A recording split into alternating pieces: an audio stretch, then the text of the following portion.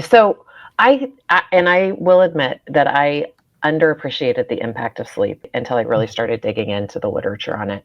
I'd always said like it's important, but is it really that important? It is that important, 100%. And the nice thing is it's something you can control, but interrupted circadian rhythms and shift work and short sleeping, so anything under like the 6 hours, can actually increase your risk for everything from cancer and cardiovascular disease to mental health disorders to reproductive health concerns. And it impacts testosterone. And really it's because the circadian rhythms control every rhythm in your body.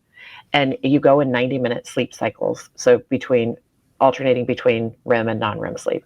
One of the reasons that I think we see this specifically with the fire service being important is most firefighters short sleep, particularly before they come to work. So they come to work and leave with between 5.6 and 5.8 hours worth of sleep.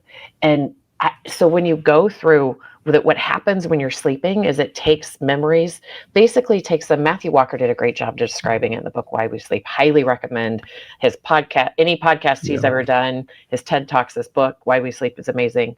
But he talks about it shifting between like a memory stick to a hard drive.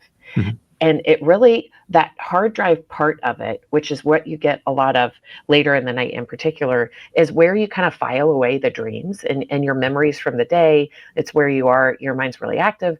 But I think it's how a lot of firefighters talk about their worst calls and how it feels like they're filing them away or locking them away in different rooms in their mind. And they're there, but you're pretty much manageable.